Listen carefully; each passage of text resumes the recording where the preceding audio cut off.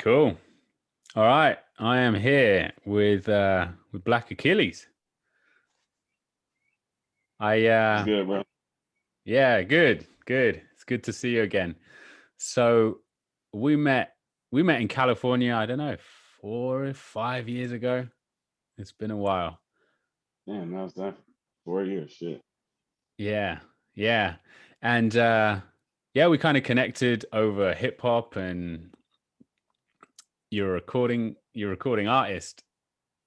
Well, actually, I want to start on a place that stuck out to me. When I first added you on Facebook, you had a hmm line that said, "I guess in the world that we're in today, something like, I guess you could say that I'm an artist or something like that, whatever that means today." Does that ring a bell? Well, it was like a post or something I put up. It was kind of in your bio as like, Okay. yeah, you kind of described like, you could call me an artist, whatever that means today, something like that. And it hmm just stood out to me because at the time, I probably wasn't thinking of artist in the way that, in the kind of broad sense, you know what I mean? Of anyone hmm kind of showing up artistically. And so that was the first time it resonated for me of like, oh, that's cool that you're identifying as an artist, um, whatever that means today, because I think that's a really interesting point that in the landscape that we today, like, man, what are the labels? What do they mean? So many people, so many trades or professions are kind of, we're having to kind of adapt to so much. So I think that hmm in that process of adaptation, there's actually a lot of artistry in places that people wouldn't usually consider themselves an artist. So yeah, I just Right. like that. But how would you describe yourself, for the audience and creatively, if you like, but just a chance to introduce yourself? I like that. I like artists. I mean, I could say rapper, but I could say musician. I don't know, but I just like to say artist because I feel like I can do many things. You know, what I'm like creatively. So just like kind of like a broad stroke.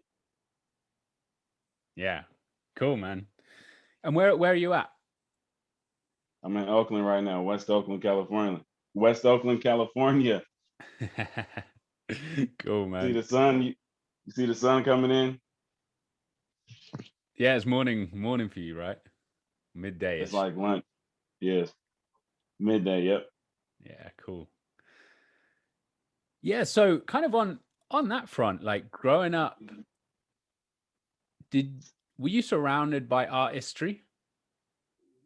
I know that there was a point in your life where you were kind of into athletics or playing football and stuff like that. So I'm kind of interested in, what did life look like as far as art growing up? Did you have family around you that were kind of expressive Yeah. in Yeah. that way? Yeah. Yeah. I mean, I came up in the church, so just the artistry, and the music in church, and the black church is like the band in the black church is like it's like a legit band. Like they could jam, they could freestyle. It's like it's a real show. So that was always there for as long as I can remember because I grew up in a Christian church, Church of God in Christ. So and it's real expressive with the music.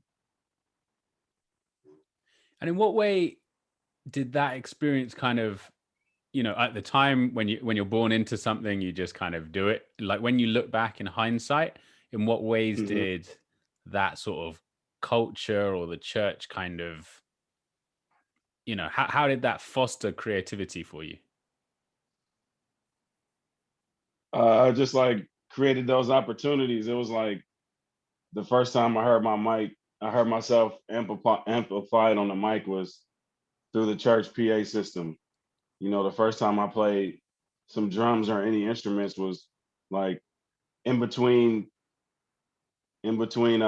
church, in between Sunday school and service, in between services, those little windows. Whereas kids, we can just jump on stuff. Oh, the mic's hot. All right, cool. Let's mess around with it. The organ's on. Okay, let's tinker around with something. My cousin's there. All right, play the drums. I'm gonna play this over here. My other cousin on the mic, like that kind of stuff. Cool, cool. I really like looking back on it in retrospect, I really kind of like discounted how much of an impact it had on me musically. Like now in my music, I really hear it, even though I wouldn't, I don't follow Christianity. I wouldn't consider myself a Christian in that type of way.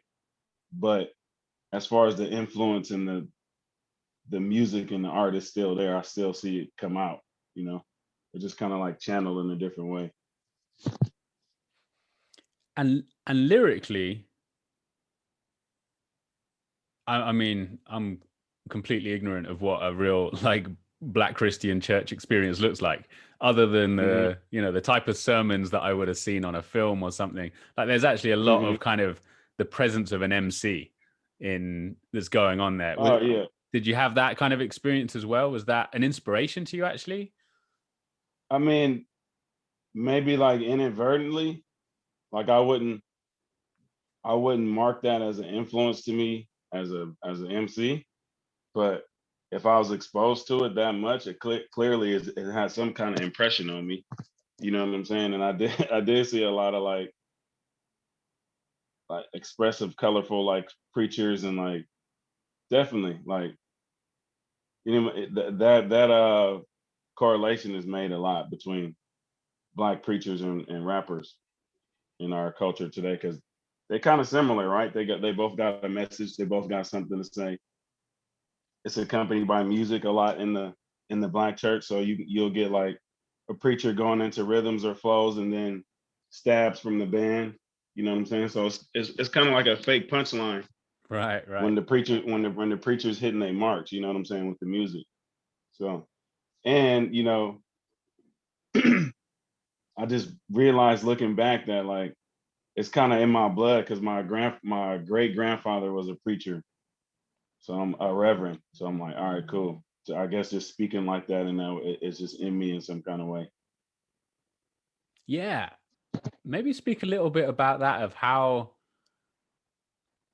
even in a very subtle way, but how, when you're writing, you're bringing a message, and maybe you're bringing Hmm. just like a message of like fun let loose, or maybe it's just a message of look how cool these words sound together. But there's so much communicated, I think, in rhyming, like how Hmm.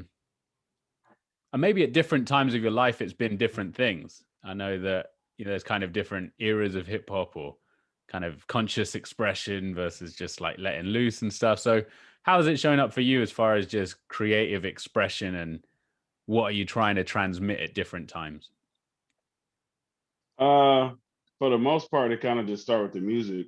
It's like, how's the music inspiring me?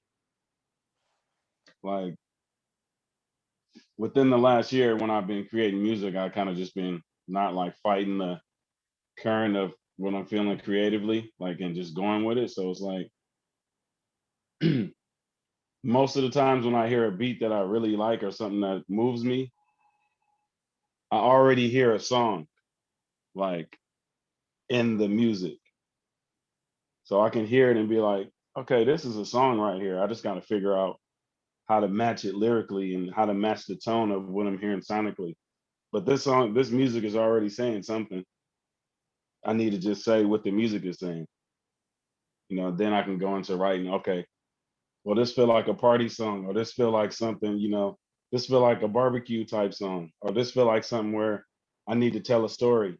This feel like something where I need to be like, just get my bars off and do some crazy wordplay. I just go off the beat. Wicked. Yeah, I love that. I love that. I want to touch back on what you said as well, like not fighting yourself, or something Hmm. like this about, I think this is an interesting one with all expression. There's some Yep. way where we try and control it, or we have an idea of how we want to show up and the identity we want to create, and that can limit what would otherwise be quite a natural expression. And I think kind of maturing into your own artistry in whichever way is something about getting out of your own way. So like, yeah, what did you mean there? I mean, like working in this collective I work in, the Grand National, it really taught me like to not be as critical on myself. Because when I'm working the studio with the crew, I can do a take and be reassured either, nah, do that again, or yo, that's dope. Don't worry about going back and keep trying to like fit my own standard in my head of what I had, or I can do it better. I think I can make it sound better. But when I come out of the booth and I record something and it's 8 bros in the room and they all saying, yo, that's dope. And I'm like, it's dope. All 80 y'all saying it's dope. I'm the odd man out if I'm like, all right, I want to redo it because I think it's not good enough. So like in that way, that's what I mean. It's just like, all right, just trusting that like, yeah, you are having that confidence to be like, I am good, but at the same time not being overconfident enough to where it's like an ego thing, you know? Because when I do it in my home studio, I'll do it 20 times over. Oh, let me do it over. Let me do it over. Let me make it better. Let me fix that one part. You know what I'm saying? And then I'll just never finish it. Just like I can never get it to match how it sounds in my head as far as that standard on myself. Yeah. Yeah, I hear that a lot. And I think that can be so important to kind of creating or producing this body of work, you know, being able to find a rhythm and hit that cadence of like, Mm-hmm. actually, that's good enough. That's good enough. Mm-hmm. And it can be quite hard. You know, I think we can do that. We can allow that voice to like jump into the conversation and tell us just, okay, that's good enough, ship it. Because the other thing is, you know, by that 20th take, you've lost so much perspective on the whole thing. Yeah. It's like what you lose in, what you gain in technique, you lose in feeling. Like that's how I look at it. It's like I can make it as clean as possible and like, technically like perfect, but it's gonna be like more contrived from where I started from, where it was just like a raw emotion or a raw. You getting like further away from the feeling of it, and like music is feeling. Like you don't want to lose the feeling. It's gonna feel like sterile. Like fuck it. If it's raw, if it's not perfect, that's cool. If people are imperfect, it's fine. Yeah, nice message. And to touch on that point of like having, you know, 8 other rappers out there, or you know, producers or just friends being like, yeah, that's wicked, that's good. What what sort of role has community played in your creative kind of journey? Um, it's like community is important. It's like I used to really like creating the vacuum to where I was like just by myself doing stuff, you know. So like community is like inspiration, community is like critique, community is like support. It's like a field test to test your music, to test your artwork. You know what I mean? Like where before when I was creating alone and without including my community in it, I would never let them hear it until it was a finished product. Now I let people hear shit just to get like their insight on it. What you think about that? Oh, this is cool. I like that. This feels like this. This feels, you know, it helps me. It helps me like understand how my art and music is moving in the world and how it's affecting the people that consume it. You know, community is everything. So what was going on for you at the time when you were more creating in this vacuum? And you know, there's this feeling, it's something I've spoken about recently, how one of the things I've really enjoyed about the creativity coaching work that I do is that I get to explore that middle phase with people. Like so often people have a creative idea and they tell people about that and then Hmm. they vanish. And it's kind of like they're in that, you know, they're in their studio or they're in their cabin or whatever it is. They feel like they have to isolate themselves until they can produce and release the finished product. And there's this Right. massive space in the middle, which I think can be much more dynamic in the way that you've described. Like you can get input, feedback, like critique, Mm-hmm. encouragement, support, like, which is, you know, the bulk of the journey is this middle section. So yeah, what was your kind of mindset, or the, you know, maybe some of the assumptions or expectations you had on yourself when you first began to, I guess, produce music and do it more in an isolated way?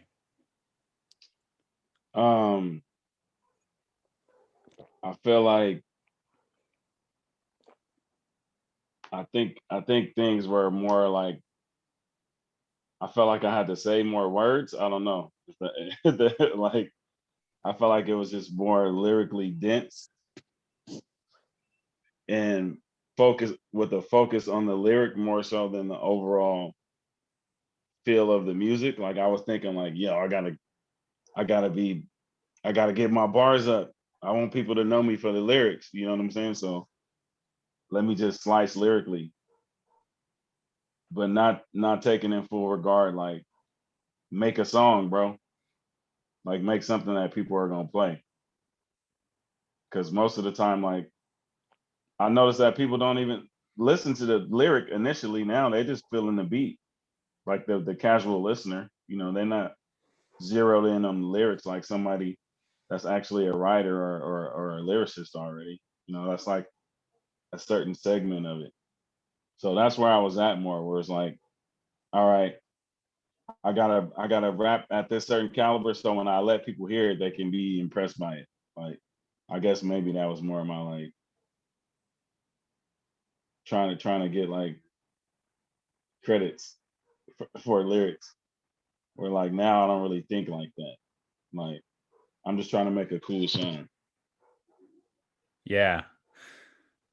Yeah, that's really insightful. There's something that I'm reading or listening on Audible, this book by a chess player, and Hmm.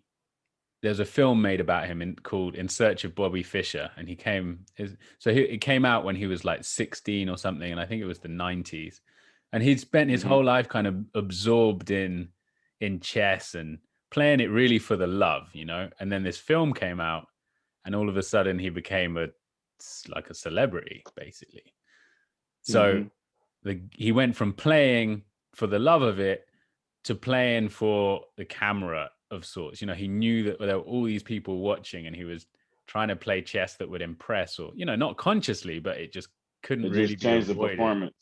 Yeah, exactly. So Hmm. what you said there about, you know, when you're writing in a way for other writers, Right. you know, there's some dynamic of like, I'm trying to impress people, or, you know, trying to get credits from certain people, and how much that can cut off from the experience of what creativity can be. Like, it sounds like where you're at now, there's more feeling involved, there's like more community involved, there's like the expression Hmm.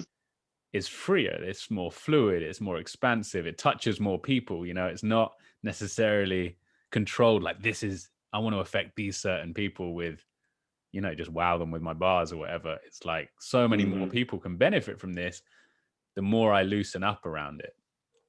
Right. So that, yeah, that's a cool point. Want to touch on, like, I don't really know this side of your story. So when you were playing football and stuff, did it kind of take a focus away from art or creativity, or, you know, was it kind of all consuming, or were Uh, they complementary? I feel like I was always, even when I was playing sports, still like doing music, making music, being creative. They was always simultaneous, but football just took up the bulk of my time, you know. Like homies, homies that I first started rapping with was teammates, you know what I'm saying? Freestyling in the locker room, messing around, you know, that kind of stuff. You know what roll call is? You know, Shibuya roll call? You taught it to me in California once. I was trying to remember Yeah, it the other day to do with some people. that's kind of like it was always there. And then even when I went into college, it was always there. It was homies on the team that was like, oh, these the rapper homies. Let's rap. Let's record some shit. Let's do shit. This is like in the mixtape era, like 50 Cent. You know, that type of mixtape era where people were just jumping on whoever's type of beats. We was doing that kind of stuff.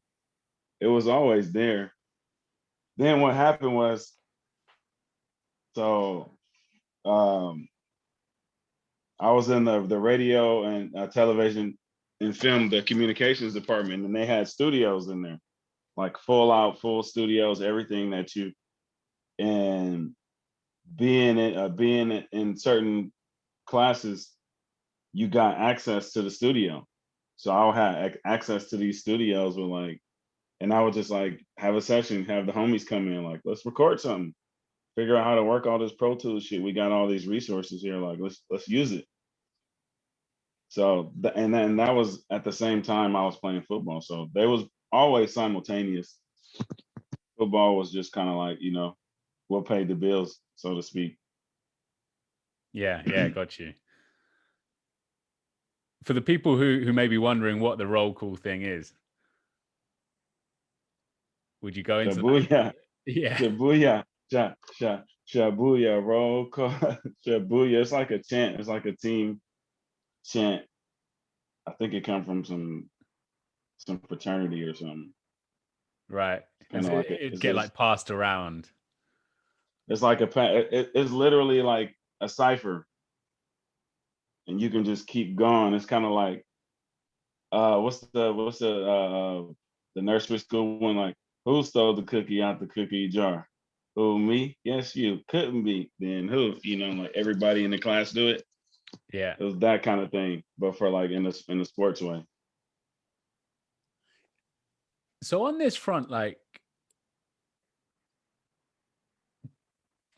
before we started recording, we kind of touched on this idea that there are some people that don't really consider themselves creative, but they Hmm. are, you know, or they are, or they can be just by nature of being human, you know. And Yeah. when you talk about this roll call thing, like I can picture some people being around that, and there's kind of it feels like there's a pressure to produce something, or you know, Hmm. no, I can't really do that. And yet, so what's your kind of experience, I guess, of how people who are maybe just on the fringes of creativity have maybe not wanted to get involved, or maybe then have got involved, and then like how it impacts them to just like loosen up and play a little bit more with, you know, with words, with rhythm, with music, and with just collaboration. Like I think that's something that music especially is so powerful for, like being able to jam and get involved. It can, you Hmm. know, I think it's quite medicinal for people. Yeah, just being being in the moment with other people, like being present with other people, like that's just a gift in general. But now if we can do something creative with each other, where it don't feel like it's a lot of pressure, and if you fuck up, oh well, it's cool. You know what I'm saying? It's not like it's a top 40 song. And if you don't want to be involved in that way, that's cool too. You know what I'm saying? You gotta let people like come out of their own shell instead of being forced out. Yeah, definitely. All right. So yeah, you've got this quite like a rich background of always having some sense of music going on from being a kid all the way through. Was there ever a period of time where you felt like creatively blocked, or maybe even the way you envisioned life, like, okay, actually now I have to put that to the side and get serious? Like, did anything like that ever happen to you? Yeah, I mean, shit, that happened now. It's like I work full time. Like it's a struggle. You know, you got to make time for the things that you love to do and the things that like feed you, that feed your soul, and like it's still a struggle. But I think is I'm because of the community that I've helped build, I'm more inspired to create So I don't feel that like I feel like I have to act in the moment to be present and create with the people that I'm already around because I feel like they dope artists, you know. So it's like we got to do it. Like sometimes it's like I got homies that like we homies, we both artists and we don't have music together. Like it's damn near a shame that we don't have nothing, you know. But we kick it all the time. We hang out. We just got to make the time to do the creative shit. Yeah, I hear you. So yeah, on the front, like you're in full-time work. Like, what makes it worth getting to? It's like cathartic. You know, it's like I feel like I have to. And what happens when you Like don't? I just get like backed up with stuff. I gotta like purge it out. Yeah. Yeah, cool. I mean, that's something that I think the years that I was Like really that. not creative. Say what? I'm sorry. No, you're good. The years that I wasn't so creative, Mm-hmm. like it came out in other ways, which were, which were less, just less of a contribution, really. I think, Mm-hmm. and I mean that in the general sense, like I definitely noticed that I'm just better to be around if I've tapped Right. into my creativity that day, even if it's just like, Right. Right. Right. oh, I'm gonna think of a few bars in the shower and write it down, Mm-hmm. and that would change my day. So when True. Like yeah, a go. lot of times I do that. A lot of times I do that when I'm working too. Like I could be at work and listening to something and be sparked. Like I'll be listening to a podcast and I can hear a phrase or something that the speaker's saying. I'm like, oh, that's a lyric. Like that's a bar. I just write it down, change it to something else. So it's like I'll do that too, definitely as an exercise and a way to like find time to be creative and like kind of like strike while the iron's hot. Oh, that's a cool line. Just take the time, take a second to write it down because I know I'm not gonna remember it later. And what does that process look like? And it may be, maybe it's years before that line ever gets used, but what does the process look like, taking all of those little snippets to one of them being born in a song? Man, nowadays it's like, all right, so maybe I got 20 of those lines like that written in my notes. Maybe none of them rhyme. Maybe 4 bars of them rhyme. Maybe 8 bars of them rhyme. Then I can take all that. And if I have a studio session where I'm feeling a beat or something and I'm just want to write, like, it might not be a focused concept. It might be just like some like poetry bars, like just wordplay type stuff. I can just like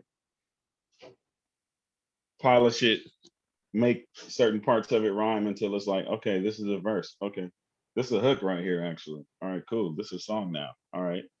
And just kind of like working the words till I can get them to where they a verse or a hook or some type of idea. Like I use them now when before it would take me a long time to like, all right, get it, like sit down and try to build it into lyrics. Now I'm like, I have studio sessions so frequent that it's not a problem to just use them. It's like, all right, I'm not gonna waste these lyrics if they good. Sometimes they don't work. Yeah, maybe speak a little bit more about that. Like, now you've got studio sessions that are frequent.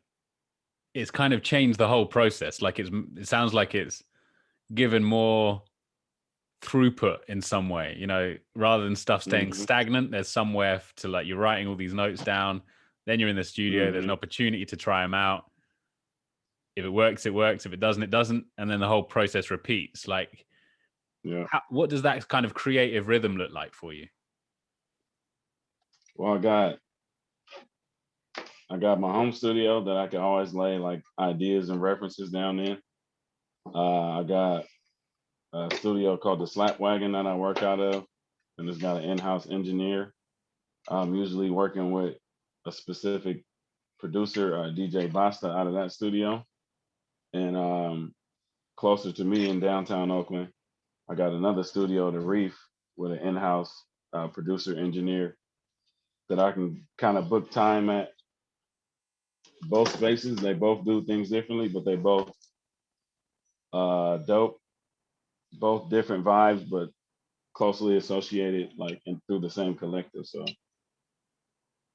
the space changes how we create and the vibe of the creation and the people in there, and those always interchangeable. So like I was saying earlier, like I'm inspired by community a lot because it's stuff like that happening.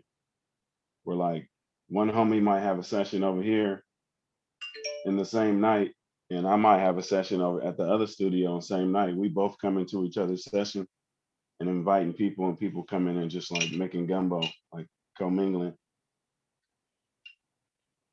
Cool.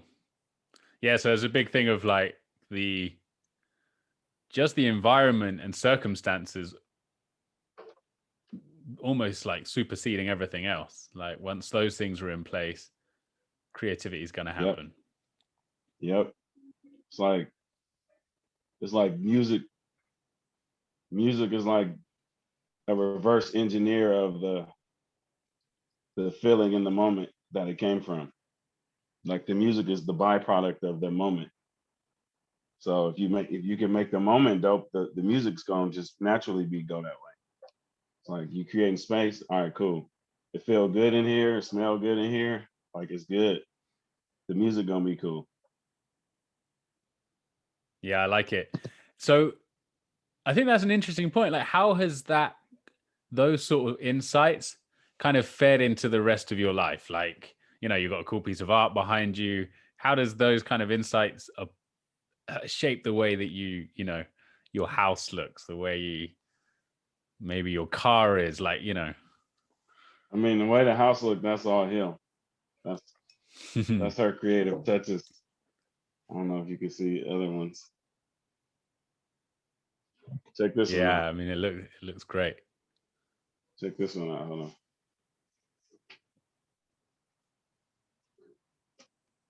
Yeah, that's cool. Hold on, I got one more for you. Because we talking hip hop. Is this the place that I visited? I think you. Yep. Oh, sick. Right. Did you come here or you came to the house? I think I came to Was it an apartment? house. Was it an apartment or a house? It was a house. Oh yeah, we moved. Yeah, this is the new spot. Yeah, nice. That house, they tore it down. They tore the house down. Yeah, that was a nice place. That's a shame. It was like 100-year-old house. We got into it with the owner. He was a slumlord. That's a whole different story. Yeah, it looks like you've got yourself a nice place now, and that's cool. I like caught the little Doom piece at over on the opposite side. Oh yeah, you caught that? Yeah, the homie Ethan did that. Yeah, so all of these, how much of these pieces of art? Because I know you guys have traveled quite a lot. So, how much is this art local versus stuff that you've picked up on your travels? This is local. The two that I showed you are local. Most of them local, right? Where'd you show? Those. The Doom's local. That one's like LA. Yeah, local. Most of them are local. Yeah, artists that we know for the most part. Yeah, that's cool. Yeah, one of the things I've appreciated about appreciating now I'm slowing down and setting up more of a house situation is the opportunity to kind of invest in art in that way. Because while I was traveling and living out of a bag, there's just so many things that you can't support. On that point, like, what was What was traveling like for you? Did you find that when you were in that experience that it fed itself directly into your creativity, or more later? Yeah, go on. Nah, 100%. It's like travel's the most inspiring for me. Like I write like constantly when I travel, just because everything is like a new, like everything's new. Sounds is new, smells is new, everything look different. So it's like inspiring in a different way. Or like when you're at home, you might take for granted those same things. When you travel, it's like, oh man, it's a whole new world. Yeah, cool. Yeah, it's an interesting one. I felt like there's so much that I experienced on the road in a way, but I had to kind of bring it back and do something with it when I was stationary again. It's kind of hard to, Mm-hmm. like, lots of inspiration, a lot of randomness, and then translate that in some way once I was, Mm-hmm. back home. Like like I was saying, how like I could be at work and a lyric will come and I'll just write it down. When I'm traveling, that happens more frequently. So it's like it might be a reference to a space, or you know what I'm saying? That's the opportunity to get those location bars off. Does any come to mind, like the bar itself, or like a really impactful place that you visited? Man, lots of places. I like where's we at? Tanzania, Zanzibar. Like going to Africa for the first time, where it's like, wow, every business is a black business here because everybody is black. It's like it was dope. It was cool. It was just cool, like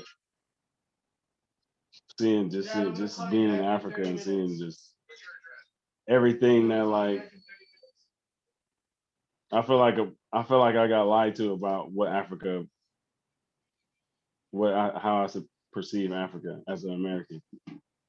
You know what I'm saying? I got there and it was like, wow, propaganda worked. What were some of those preconceived notions that you had prior that then got dispelled after you'd spent a bit of time there?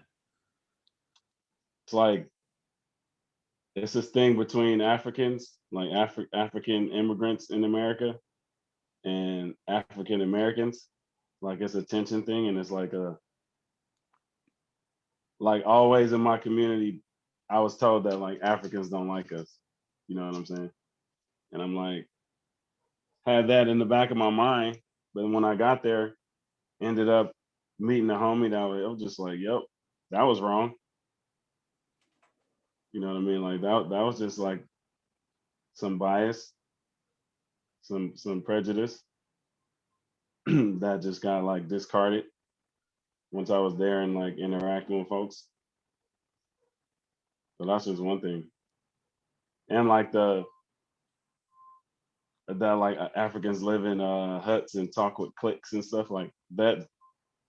That does happen, but like that's like the main like impression is like I was like somebody walking around with a grass skirt on, a bone in their nose and clicking around. Like they don't tell you that it's like no, it's a metropolis over here. Like it's a city. Right, right. Yeah, this is an interesting one. So, where we met, we were right in the middle of nowhere, right in nature. Mm. What have you found as far as that difference between being in the heart of a city versus Mhm. being kind of in the sounds and stillness of nature, if you like? How have those two affected the sorts of stuff that you come up with? Um, man, I think we just spoiled out here as far as like being able to go from like city life into wilderness like pretty quick to where you can go. It's like, okay, I'm in the forest now. Um, Yeah, especially there, right? There's some. yeah, it's like I could drive a couple hours and be in the forest. like no problem. I don't know. I'm not sure how it has affected me creatively, but I'm sure it has. Yeah. It's an interesting one. Like I spend a lot of my time. I think you got more time just because it's slower once you get away from the city. Like it's quieter. Like you're more observant with the nature. At least that's how I feel. Like it just make you slow down. But when you're in the city, you just like, rat race. Yeah. For me, it's an interesting one. Most of my time as kind of an adult has been spent in pretty remote places. And yet when I go into the city for long periods of time, like I end up suffering, it's a bit too overwhelming for me. But there's this brief window of time where it feels so dynamic, and there's influence from all these different places, and it's all coming together. And sometimes it's like it's not really very harmonized. But within that, there's a lot of stuff that's inspiring, and even there's places where it's like more discordant. That is an opportunity for creativity. It's like, oh wow, look how that bumps up against that, and there's kind of dissonance there, and you can write about dissonance. You can there's a feeling of a lot of some music can ride off that dissonance. So yeah.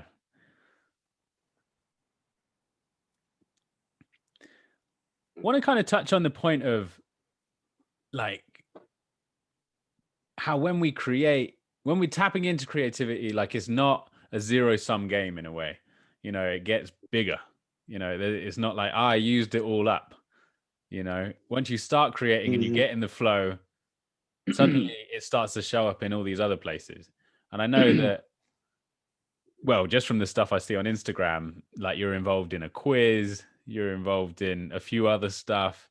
So kind of maybe speak a bit about that. Like, I got 2 events that I host. I got the hip hop trivia. They're both monthly events. Hip hop trivia is just like what it sound like, all the way from 70s into modern hip hop. Could be, rapper based, producer based, graffiti, just all kind of like hodgepodge of like topics. And the other event I do is called the Beat Boutique. It's a showcase for producers. Producers play beats. The room or the crowd votes on what beat they want to write to. Set the clock for 25 minutes, and then when the time's up, we open the mic up. Those are the 2 events that I kind of created to like create community around me. Like I was talking about community, and I was just trying to like get my hosting chops up. So I was like, all right, I need to be better at this part of MCing, like actually like controlling the crowd and like the tone and the vibe of a event. That was my main idea in those 2 events, and like they all, it's like a cross pollination of what I do creatively. They all kind of like feed into each other, the music and trivia and the Beat Boutique, because a lot of those artists I collaborate with. So it's like they all kind of like go together. nice. Is there anything else kind of bubbling up under the surface? Like you've got another project like up your sleeve that you're thinking, all right, when is this gonna have a chance? And I know you mentioned earlier you've got some music projects in that way, but anything kind of slightly beyond that you're being called to, like I wonder what it'd be like to explore this medium or.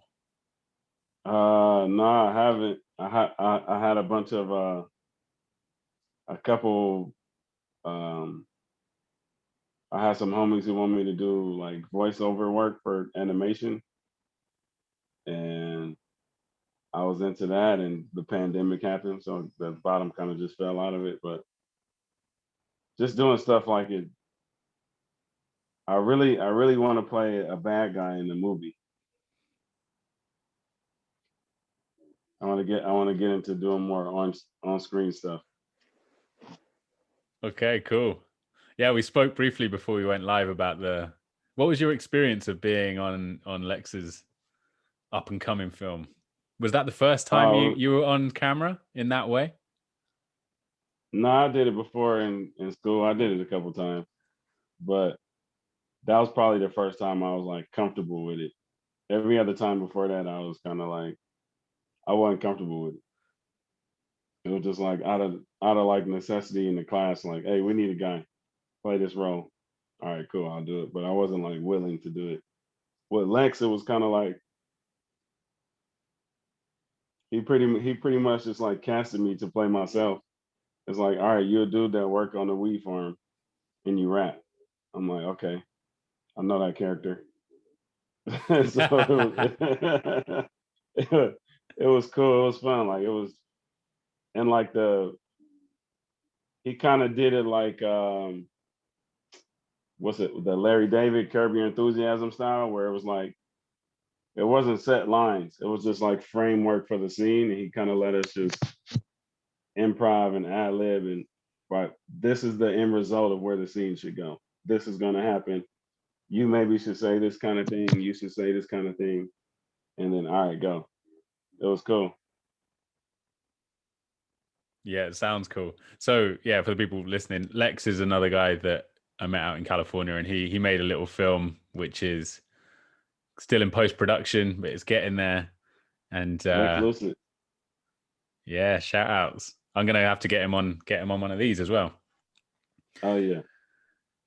So I'm actually curious on that front. Like, you know, once upon a time, making a movie would have been really expensive, difficult, you know, and now with technology kind of democratizing everything in a way, is there stuff like, and I ask this just to find out, like you're based in an artistic community. I guess there's music videos. There are probably plenty of people like doing stuff for music videos, but are people exploring more like film stuff? Do you know people that are writing scripts and actually delivering kind of feature lengths or short films? Like, what does that look like out there? Yeah, I got a couple homies that's doing short films. Nothing feature length, but it's definitely like it's in the air out here, definitely. Like people are doing stuff, yeah. Yeah, that's cool. Hmm. Yeah, there's so many. Do you find your exposure to new stuff is principally via your community? For the most part, like I'm not gonna listen to it unless somebody referring it to me, one of the homies, like, yo, I think because if we know each other taste, then we can refer stuff that's more closer to what we like. So most of it is that. Check this out. Like people sending each other stuff, like me and my homies send each other stuff all the time through just text. Yeah. Like, yo, check this out. Have you heard this? Oh man. Oh, do you remember this one? Forgot about that. Damn, I ain't heard this in a minute. Like, for the most part, yeah. It's like Yeah, it's word of interesting. mouth. Like, yeah, I really noticed that since I moved away from England, that I realized, wow, so much of my influence is just contextual in the community. Like there's a ton of new music that I'm just not being exposed to at all because it doesn't really come from me, and it doesn't come from me consciously trying to search. You know, and now and again, Spotify will suggest new stuff, and I'm like, oh, that was good. But yeah, so much of it is actually from from the people that you're around. And I think that's kind of hard to recreate digital first. You know, I've got friends that send me stuff, but that's because I met them, in real places. And that's still the main kind of way that I get exposed to new stuff. Yeah, definitely. All right. So you want to experience a little bit more stuff on screen. And why a bad guy? Like what's interesting about that? I think because just to play on the, I'm a overall cheery kind of dude, happy. Yes, you are. Just to play on that, like I don't know if you ever seen is it called Into Deep with LL Cool J and Omar Epps? You ever seen that one? I haven't. It's like an undercover cop hood movie. But LL Cool J in that movie, he is like he a vicious villain. Like he a cold hearted bro. Like and it was just like the perfect role because like oh snap because of how he is and like through his music. It's like oh this a cool dude. This a happy guy. But in that role, it was like oh snap. Like I don't like you. He's that kind of dude. Make you not like him because of the role he's playing. So I think it'd be fun to do that. To just be an asshole for a whole movie. Yeah, brilliant. Yeah, I think this is an important thing of like how art gives us those places to express our emotional range in ways that we wouldn't otherwise. And hmm yeah, no, I think rapping's interesting in that way. And I guess, all kind of vocalization and in some form. But there's so many places I've gone, especially if it's just like freestyling or whatever, like being able to just, it's the stuff you say, but also the way you say it. And I think that just hmm being able to tap into that range in in a healthy container is, yeah, really beneficial. hmm We've got a question. I'm kind of interested, for so many people, like their relationship with their creative process is like it's complicated. Like they've got inspiration, they don't know how to channel it, they don't feel like they're doing enough. Maybe they haven't hmm done anything for ages. I'm kind of curious for yourself, what ways you may have sabotaged yourself creatively in the past. Like I know you mentioned kind of at the beginning, like this idea of things had to be perfect. And so hmm does anything else come to mind of how like maybe you've stood in your own way?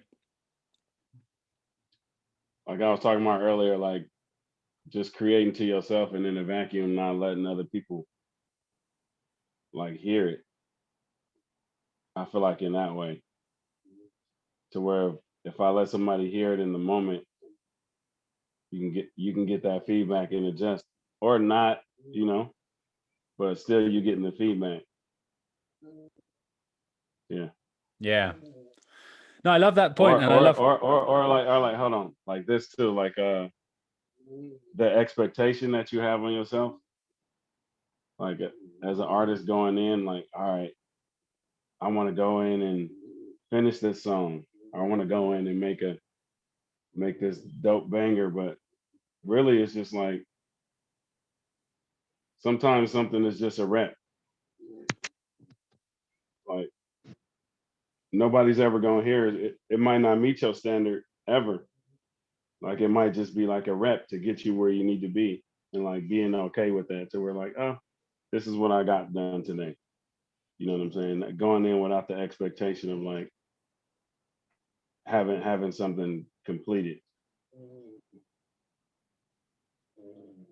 Yeah. Yeah, I love that. So it's just, yeah, I mean, that's something that comes up a lot, like lowering your expectations and allowing it hmm to be part of the practice, like it's a rep. And I think that's one of the Yeah. things that breadth or, volume allows you to see more easily. Like when you're producing volume, you can much more easily let go of something as just a step in the hmm journey, whether it's finished or unfinished or whatever it is. It's like, okay, that was a thing. And where otherwise it's like you can get so hung up because it's the one hmm piece of work all year that reflects, where you're at or who you are. And that's so much expectation to heap onto one piece of, one kind of product or and one piece of art, one song. Or even like hmm right the way down, like I've spent so long at tinkering over the syllables in one line, Right. Trying to make it rhyme too much. Yeah. This is an interesting one. For me, actually, this shows up a lot. When I smoke weed, it goes two ways for me. I can get massively inspired, especially as far as the feelings go. And it just puts me into that state where I want to express and I catch inspiration in a way that I wouldn't otherwise. So it's a great tool in that sense for the kind of first half of all this divergent thought capture and just like, yeah, and the feeling and like flows and cadences on stuff that I just don't come up with otherwise. But then there's this other part of being high when I write where I just like, it can be so labored and I just end up staring at the same thing for ages and ages and going over and over and over. Like you stuck. So you stuck. You on the feedback loop. Yeah, exactly. How does it show up for you? Like weed? Like you mean like when I'm smoking and how it affects me in my writing?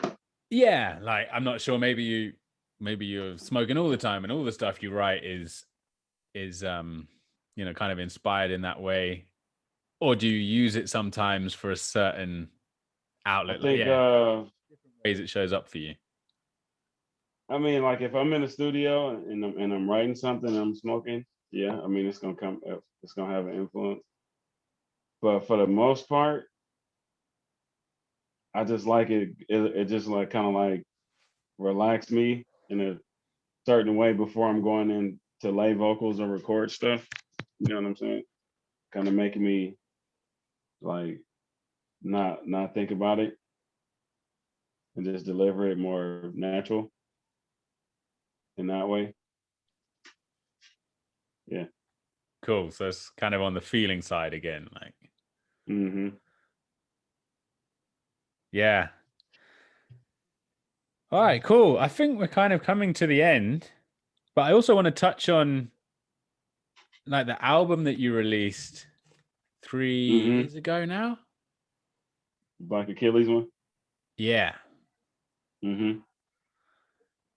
What was the process of that like? Was that the first kind of full length piece that you've done in that way? Like released it in a certain, I know it's on all the major platforms and stuff. Was that the first piece that like a level up in your relationship with kind of the broader community of musicians and having a real final thing to point to? Yeah, it was kind of like the first, like my first offering, so to speak. Yeah, but so what happened was I put it out and then I took it off of streaming sites for a while. But what happened was when it was off, a lot of people came to me and complained like, "Hey, where is this at? Right? It's not on Spotify no more." Like, and that's what kind of like forced me to put it back up. Because really, like looking at it now, I can see it as a step in the progression of where I'm at currently in music. But listening back to it is not my favorite. You know what I mean? It's like I can see where I was at, and like I was saying, it's definitely a lot more wordy compared to the stuff that I'm doing now, where it's more vibe, it's more feeling, and less lyrically dense. But the bars are still there. So that was I just see that as like, all right, I needed to get that off my chest, and then it's out there, and like I'm okay with it being out there because it shows like it's just gonna show a step in the evolution of what I'm doing. Like, okay, this is where you're at. This is where you are. This is where you're going. Yeah, that's interesting. Thanks for sharing that you took it off and cool that people. I think I may have noticed as well. I remember, I think I had it like I had a hard copy and then I was trying to find it again in another way and I couldn't find it at one point. I mean, I really enjoyed it. Oh, thanks, bro. Thank you. One of my homies was really like, "You messed up my Spotify playlist." Like that's how he started the conversation with me. I was like, "Huh?" He's like, "Yeah, your song." He had one of the songs in his playlist, and he's like, "They took it out. All of your views came off of it, I'm like, all right, I'll put it back. Cause I was just gonna let it just be lost in the cloud. And then if you got the hard copy, you got the hard copy. And then I was just gonna do another like reintroduction of Blvck Achilles. And like if you got that, cool, whatever, it's a collector's. But it just didn't end up going that way. Yeah. No, I mean, it's a cool story to hear because I think that touches on a lot of stuff that we've covered in a way, like this final presentation, what we want people to see versus what the whole picture is of the creative processes. And Mm-hmm. and there's no right answer, and you're the artist, and I think it's so important to allow people to control that process in some way, whichever way feels intuitively right for them. But it's cool that it has that story arc of people being like, hey, I want it back. Mm-hmm. And yeah, you're saying Blvck Achilles just then. Maybe we should touch on the name. Where did the name come from? So the name came from me rupturing my Achilles 3 times. That's where the music for the album came from, the debut album. I wrote majority of that when I had those injuries and was rehabbing. And I had this body of work, and I didn't have a name as an artist, as a solo artist. I didn't really, have an identity or nothing. But I recorded this song called Blvck Achilles where I was just talking about that. So I'm like, all right, let me just use this as a title instead of the feeling. I'm like, it can be a title. All right, I could be Blvck Achilles. When I actually was talking about like a cursed Achilles tendon is what I was. Mm. And it just ended up being like, okay, it's a double meaning. It's a title too. Yeah, cool. And to touch on that a little bit, identity and how that may have shaped and evolved. Like what you've just told there is kind of like you didn't set out to name yourself, but that was the kind of destination where you ended up. Mm-hmm. I know for myself, there's never been a rap name that's ever stuck, or even and I think there's so much. You gotta have ones you don't like first before you like ones that don't work. Yeah. So, what helped you kind of grow into that identity, if you like? Oh, what of Blvck Achilles? Yeah.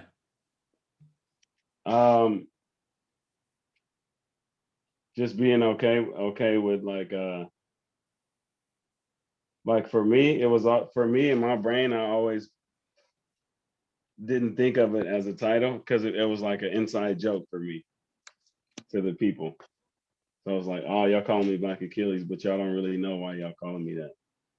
So it wasn't like I never felt like I had to like step into it and own it in that way because I felt like it was just like doing a prank on the on the listener or something. Like I never thought of it like that. Yeah, But cool. it got such this like it's a powerful name and like it's regal. It got a lot of different connotations to it. You know what I mean? But I'm really Yeah. just talking about my Achilles tendon. Yeah. I like it. Cool. Very good, man. All right. Like, thank you so much. I feel like that's, that's covered a lot of ground. If there's anything you want to share about sort of future projects or past projects, stuff you might want to point people to, how they could hear more. You can follow me on Instagram at Blvck Achilles, BLVCK ACHILLES. You can text me if you want to at 510-629-9229. I share music through that phone number. I share events that I have coming up. And I kind of use that as like a way I was saying earlier to let community and test out stuff and just kind of see if people vibe into it. I'll send tracks out and whatnot. I got a project coming up, majority produced by DJ Basta. It's called Friendly Neighborhood Demigod. And yeah, that's about it. Tap in with me. Cool, man. For people that are not in the US, that text thing, is that like SMS text? Is that like a WhatsApp thing? Oh no, it's yeah, it's not WhatsApp. Yeah, didn't It's think so, but it's Google Voice. okay. Yeah, maybe there's So a you might be able to still text it, not from the States. yeah, cool. Wow, thank you so much for your time. It's been great to catch up with you after all this time, and I really look forward to all those projects. So yeah, appreciate you. Appreciate you, big dog. All right, bye bye.